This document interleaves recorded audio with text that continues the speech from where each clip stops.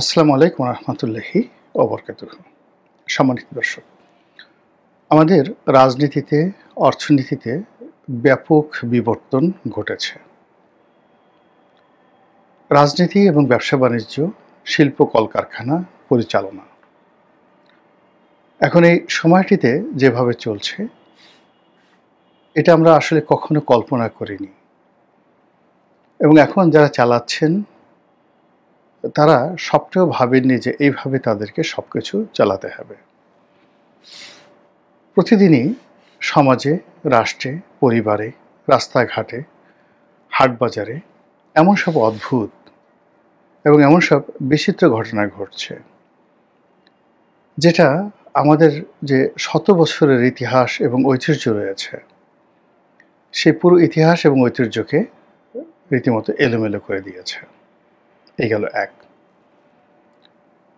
২ নম্বর হলো যে মানুষের মধ্যে রাষ্ট্রের প্রতি একটা ভয় থাকে, আনুগত্য থাকে, শৃঙ্খলাবোধ থাকে এবং রাষ্ট্রীয় যে বাহিনী অথবা রাষ্ট্রীয় যে প্রতিষ্ঠান রয়েছে, তো সেই সকল প্রতিষ্ঠান সম্পর্কে এক ধরনের সমীহ ভাব আমাদের মধ্যে থাকে। আমরা সেই অনেক আগের থেকেই, আমি নিজের কথা বলি, ৭০-এর দশক থেকেই যতক্ষণ বোধ বুদ্ধি হয়েছে, মিলিটারির কথা বা সেনাবাহিনীর কথা তো কল্পনাই করতে পারি না। পুলিশ দেখলে অতীতে যেভাবে আমার শরীরে কম্পন হতো এখনো হয়। এবং কার্যত আমার যারা বন্ধুবান্ধব রয়েছেন, আপনজন রয়েছেন, আত্মীয়স্বজন রয়েছেন যারা পুলিশে চাকরি করেন, তাদের সাথে আসলে আমি ওরকম সামাজিকভাবে মিশতে, পারিবারিকভাবে মিশতে একেবারে স্বচ্ছন্দ বোধ করি না। আর পরিবারের মধ্যে যারা মিলিটারিতে ছিলেন বা আছেন আপনজন, বেশিরভাগ ক্ষেত্রে আমার ভয় লাগে। আমি তাদের সাথে তেমন একটা যোগাযোগ রাখি না। বেশ কিছু বন্ধুবান্ধব আছে যাদের সঙ্গে স্কুলে পড়েছি, কলেজে পড়েছি, যারা সেনাবাহিনীর খুব উঁচু পদে আছে। তো তারা যদি ফোন না করেন, আমি সাধারণত তাদেরকে ফোন করি না। এমনকি অনেকে রিটায়ার্ড করেছেন, রিটায়ার্ড সামরিক কর্মকর্তা। তাদের সঙ্গে চলতে ফিরতে গিয়ে মনে হচ্ছে যে তারা ভিন্ন জগতের একটি মানুষ। আমরা যারা সামরিক বাহিনীর বাইরে এসে সিভিল সোসাইটিতে জীবনযাপন করি, আমাদের চিন্তা চেতনা, কর্ম সবকিছুই ওদের থেকে আলাদা। তো তাদের মনে হয় যে আলাদাই থাকা উচিত। এজন্য আমি আসলে সবসময় তাদের সংস্পর্শ থেকে নিরাপদ দূরত্বে থাকি। নেহায়েত কোনো প্রয়োজন না হলে সাধারণত পুলিশ বাহিনী, সেনাবাহিনী, সরকারি কর্মকর্তা তাদের সঙ্গে ওইভাবে আসলে উঠা বসা, হাঁটা চলা এগুলো আমার কখনো হয় না। প্রথম কারণ হলো যে শৈশব থেকে তাদেরকে ভয় করতে শিখেছি, সম্মান করতে শিখেছি। আর বয়স হওয়ার পরে যেটা দেখেছি যে আমাদের জীবন চিন্তা চেতনা আর ওদের জীবন চিন্তা চেতনা আলাদা। তো ভয় দিয়েই শুরু করি। পুলিশ বা থানা। এখন আমার গ্রামের যে বাড়ি, সেটা হলো ফরিদপুর জেলার সদরপুর উপজেলাতে। সদরপুরে একটা থানা ছিল আমাদের শৈশবে। তো আমি যে স্কুলে পড়তাম, সেই স্কুলে যেতে, প্রাইমারিতে যেতে থানার সামনে দিয়ে যেতে হতো। থানার একটা ভাঙাচোরা দেয়াল ছিল। আর থানার কম্পাউন্ডটা বেশ বড় ছিল। এবং সেই কম্পাউন্ডের মধ্যে একটা বিল্ডিং, লাল বিল্ডিং, ব্রিটিশ জমানার। তো সেই বিল্ডিংয়ের মধ্যে ওসি সাহেব বসতেন। তারপরে সেখানে একটা গারদও হয়তো ছিল। আমি কখনো আজ অবধি, মানে আজকে পর্যন্ত আমি সেই সদরপুর থানার ভিতরে যাইনি, কখনো যাইনি। আর ওই যে থানা ভবনের পাশে আর একটা কোয়ার্টার ছিল একতলা, ওটাও লাল, ব্রিটিশ জমানার লাল বিল্ডিং। সদরপুর অনেক পুরনো উপজেলা। তো সেখানে ওসি সাহেব থাকতেন পরিবার নিয়ে। এর বাইরে আরও ২-৩টি কোয়ার্টার ছিল, টিনের ঘরের কোয়ার্টার ছিল। ওখানে অন্যান্য যারা কর্মকর্তা, কনস্টেবল তারা থাকতেন। আর কিছু কিছু পুলিশ ব্যারাকের বাইরে গিয়ে পরিবার পরিজন নিয়ে ভাড়া থাকতেন। তো আমি মানে থানার দিকে কখনো তাকানোর আমার সাহস ছিল না। আমি ক্লাস 5 পর্যন্ত পড়া অবস্থায় মানে রাস্তার যে অংশে থানা, মানে ধরুন আমি স্কুলে যেতাম, তো আমার হাতের বাম দিকে থানা। আমি সবসময় রাস্তার অপর সাইড, অর্থাৎ বাম দিক দিয়ে না গিয়ে আমি ডান দিক দিয়ে যেতাম সবসময়। তো কোনো একদিন কি হলো, মনের ভুলে তো আমি সেই থানার দিকের যে সাইড, অর্থাৎ স্কুলে যাওয়ার সময় হাতের বাম দিকে আর আসার সময় হাতের ডান দিকে, না উল্টো হয়ে গেছে, দেখুন থানার নাম শুনে, মানে স্কুলে যাওয়ার সময় আমার থানা পড়তো হাতের বাম দিকে, ও ঠিকই আছে, আবার আসার সময় ডান দিকে পড়তো। তো স্কুল থেকে আসার সময় আমি একদিন সেই সেই মানে যে ডান দিকে পড়ে ওটা আমি ভুলে গেছি, উল্টো দিকে না গিয়ে আমি ওই থানার ওয়াল ঘেঁষে আসছি। তো হঠাৎ করে দেখলাম মানে চিৎকার, থানার মধ্যে চিৎকার, একটা চোর পেটাচ্ছে আর চোর ভয়ে পায়খানা করে দিয়েছে। এই দৃশ্য দেখার পর আমার হাতে, আমি তখন সম্ভবত 1 বা 2 পড়ি বা 2 পড়ি বা 3 পড়ি, তখনও পর্যন্ত আমাদের জমানাতে 5 উঠলে খাতা কলম দেওয়া হতো, এর আগে আমাদের সবকিছু সিলেটে লিখতে হতো, সিলেট এবং পেন্সিলে। আমার ভয়ে হাত থেকে সিলেট পড়ে গেল, আর সিলেট পড়ে যাওয়ার পরে সেটা মানে চুরমার হয়ে গেল। এখন একে তো ভয়, তারপর সিলেট ভেঙে গেল। এরপরে আমার বাড়িতে গেলে আমার যে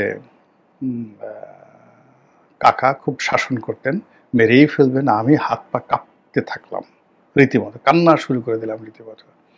তো ওখানে আমাদের এক মুরব্বী ছিলেন, তিনি সাইকেল চালিয়ে যাচ্ছিলেন, তিনি আমার এই করুণ দশা দেখে পরে শেষে সান্ত্বনা দিয়ে আমাকে বাড়িতে পৌঁছে দিলেন। এই হলো থানার। এরপরে আমি যখন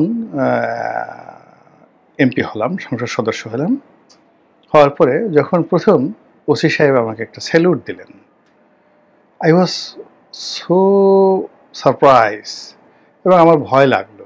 আমি ওসি সাহেবকে বললাম যে ভাই আপনাকে একটা কথা বলি, আমার আসলে একটা সাইকোলজিক্যাল প্রবলেম আছে, আমার আসলে পুলিশ প্রোটোকল দরকার নেই,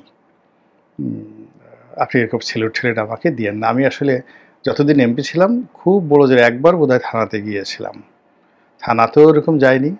ওসি সাহেব সিভিল ড্রেসে আসলে কথাবার্তা বলতাম, কিন্তু স্বাভাবিকভাবে আমি সহজ হতে পারতাম না। এবং সবচেয়ে বিপজ্জনক ঘটনা ঘটেছিল বঙ্গভবনে, যেদিন মন্ত্রী পরিষদের সেই যে যাকে বলা হয় শপথ গ্রহণ অনুষ্ঠান, তো সেদিন আমি এবং আমার সঙ্গে আরেকজন সংসদ সদস্য, যাকে আমি চাচা ডাকতাম, পটুয়াখালী জেলা আওয়ামী লীগের সভাপতি অ্যাডভোকেট শাহজাহান মিয়া, উনি পরে ধর্মমন্ত্রী হয়েছিলেন, আমরা বাপ বেটা দুজনে হাত ধরে ধরে মানে খুব আয়েসে যাচ্ছি।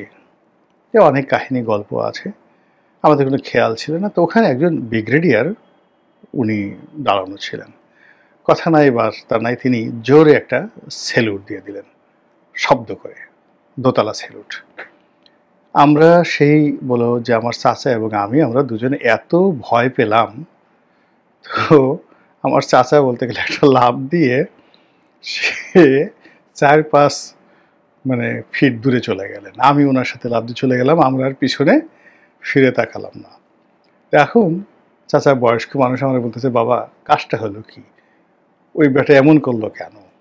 তাই বললাম যে এবারে মেম্বার অফ পার্লামেন্ট, আমি মেম্বার অফ পার্লামেন্ট, সঙ্গত করেন আমাদেরকে তিনি স্যালুট দিয়েছেন, সালাম দিয়েছেন। বেড়া এর আগে তো এমপি ছিলাম, এইভাবে তো কখনো স্যালুট মেলুট দেয় নাই, আমি তো বুড়া মানুষ, 73 বছর বয়স, আমি তো আর একটু হার্ট অ্যাটাক করতাম, ভয় পেয়ে যেতাম। তা আমি বললাম যে আপনার কথা কি বলবো চাচা, আমিও তো আপনার মতো ভয় পেয়ে গেছি। তো মিলিটারি নিয়ে আমার এরকম একটি অবস্থা। আমি ক্যান্টনমেন্টের কখনো কোনো অনুষ্ঠানে জীবনে যাইনি, মানে সেনা সদরে কোনোদিন যাইনি। একবার মাত্র ডিজিএফআই অফিসে গিয়েছিলাম যখন আকবর সাহেব ছিলেন, কিন্তু আমার ভালো লাগেনি, মানে আমি প্রতিটা মুহূর্তে খুব অস্বস্তির মধ্যে ছিলাম আর কি। আর সিএমএস একবার বা 2 বার চিকিৎসা করানোর জন্য গিয়েছিলাম, ওখানেও একই অবস্থা। ব্রিগেডিয়ার মেহবুব ছিলেন ওটার কমান্ড্যান্ট, আমার খুব বন্ধু মানুষ, খুবই বন্ধু মানুষ। তো তিনি ওই যে একই অবস্থা প্রোটোকল রাখতেন, গাড়ি থেকে নামাতেন, উঠানোর সময় স্যালুট দিতেন, আমি এটা হজম করতে পারতাম না। এমনকি সেনাপ্রধান আজিজ সাহেব যখন বিডিআরের ডিজি ছিলেন, তো ওনার অফিসে একদিন গেলাম একটা কাজে, ওনারই দাওয়াতে গেলাম, উনি ঠিক একই কাজ করলেন। উনি ওই রিসিভ করলেন একটা স্যালুট দিয়ে, অবশ্য দোতলা স্যালুট নেয়, হাত দিয়ে, আর গাড়িতে ওঠার আগে আরেকটা সেলুট দিলেন এবং আই ওয়াজ সো সারপ্রাইজ, আমার খুব কষ্ট লাগছে সেই জিনিসগুলো। এই হলো মানে পুলিশ এবং সেনাবাহিনীর সম্পর্কে আমার ব্যক্তিগত অভিজ্ঞতা এবং এটা এখন পর্যন্ত বহাল আছে। আমার বন্ধুরা অনেকে লেফটেন্যান্ট জেনারেল, অনেকে রিটায়ার্ড করেছেন। ভুলেও আমি তাদের নামই উচ্চারণ করি না। টেলিফোনে কথা বলার তো দূরের কথা, পুলিশেরও একই অবস্থা। তো যাই হোক, এখন যেটা দেখছি যে আমাদের প্রজন্মে আমরা থানা, পুলিশ, প্রশাসন, ক্যান্টনমেন্ট, তারপরে জেনারেল এদেরকে যে সম্মান করতাম, ভয় করতাম, ও একই অবস্থা বিচার বিভাগ। মানে আমাদের যে বন্ধুরা যারা ঢুকেছেন সেটা অনেকে হাইকোর্টে বিচারপতি হয়েছেন, অনেকে মানে আরও বড় পদে, অনেক চিফ জাস্টিস হয়েছেন। যেমন খায়রুল হক সাহেব চিফ জাস্টিস, উনি আমার একেবারে প্রতিবেশী, ২-৩টা বাসার পাশে, বহুদিনের আমাদের সে ৪০ বছরের আমরা প্রতিবেশী, পারস্পরিক প্রতিবেশী। কিন্তু ওনাকে কোনোদিন সালাম দেওয়া, কথা বলা, এটা আমার কখনো সাহস হয়নি, কখনো হয়নি। ওনাকে অনেকে গালাগালি করে, কিন্তু আমরা পাশাপাশি বাসা, ৪০ বছর আমরা প্রতিবেশী, ওনার সাথে কথা বলবো এই সাহসই আমার কখনো হয়নি। তো এরকম একটি অবস্থা। যাই হোক, এখন জমানা কি হয়ে গেল, এখন পুলিশকে তো অনেক, এই যে দেখা যাচ্ছে যে অনেক রাজনীতিবিদ তারা রাগ হয়ে ক্যান্টনমেন্ট আক্রমণ করতে চাচ্ছে, ক্যান্টনমেন্ট আক্রমণ করতে চাচ্ছে এবং এটা নিয়ে অনেক তোলপাড়, অনেক কিছু হয়েছে। তো এটা আমি কল্পনাই করতে পারি না। আমার এই কথা স্মরণ করলেই আমার গা হাত পা থরথর করে কাঁপে। জাহাঙ্গীর গেটের কাছে গেলে মানে আমি মানে যত রিক্সার আমার জ্যাম থাকুক, গাড়ির জ্যাম থাকুক, আমি ঘুরে মহাখালী হয়ে যাই। কিন্তু ক্যান্টনমেন্টের মধ্যে দিয়ে আমি যখন এমপিও ছিলাম তখনও পারতপক্ষে কখনো ওই ক্যান্টনমেন্টের ভিতরের রাস্তা ব্যবহার করি না। এখনও করি না, আগেও করি না। এটা আমার ভয় লাগে।